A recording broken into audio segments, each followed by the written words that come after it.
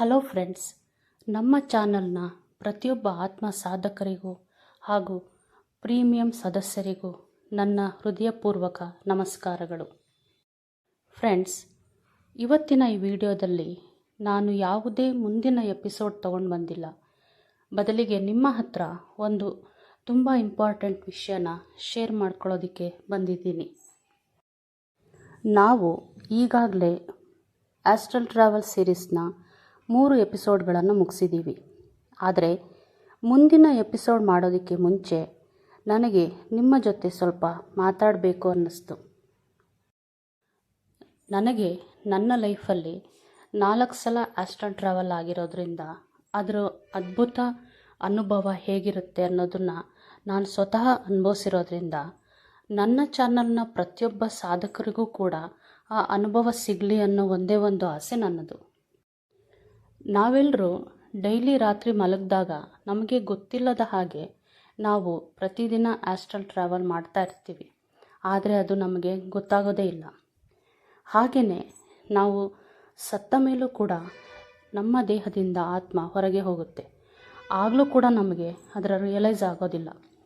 ಆದರೆ ನಾವು ಬದುಕಿರುವಾಗಲೇ ನಮಗೆ out of body experience live ಆಗಿ ಅನುಭವಿಸಿದ್ರೆ ಹೇಗಿರುತ್ತೆ ಅಲ್ವಾ?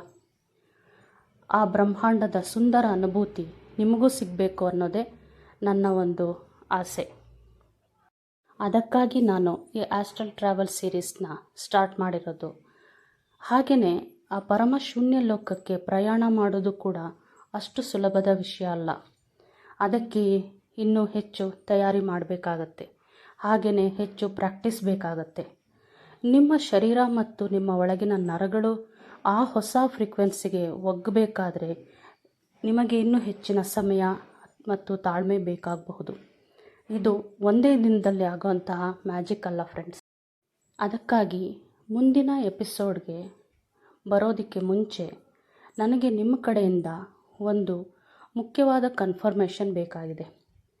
ಕಳೆದ 3 ಎಪಿಸೋಡ್ಗಳಲ್ಲಿ ನಾವು ಕಲ್ತಿರೋ method, magnetic pull method, rope method ಮತ್ತು ನೆನ್ನೆ ಮಾಡಿದ್ದ ಕಾಸ್ಮಿಕ್ ಉಯ್ಯಾಲೆ ತಂತ್ರ, ಇವುಗಳಲ್ಲಿ ನಿಮಗೆ ಯಾವ ಮೆಥಡ್ ಅತ್ಯಂತ ಈಸಿ ಆಯಿತು, ನಿಮಗೆ ಹೆಚ್ಚು ಈಸಿಯಾಗಿ ಕನೆಕ್ಟ್ ಆಯಿತು, ಅಥವಾ ನಿಮಗೆ ಇನ್ನೂ ಯಾವುದೇ ಮೆಥಡ್ ಇನ್ನೂ ಸರಿಯಾಗಿ ಕನೆಕ್ಟ್ ಆಗ್ತಾ ಇಲ್ವಾ, ಕಷ್ಟ ಅಂತ ಅನ್ನಿಸ್ತಾ ಇದೆಯಾ, ಏನಾಗ್ತಾ ಇದೆ ಅನ್ನೋದನ್ನು ದಯವಿಟ್ಟು ಕಾಮೆಂಟ್ ಬಾಕ್ಸಲ್ಲಿ ನೀವು ಮುಕ್ತವಾಗಿ ಬರೆದು ತಿಳಿಸಿ.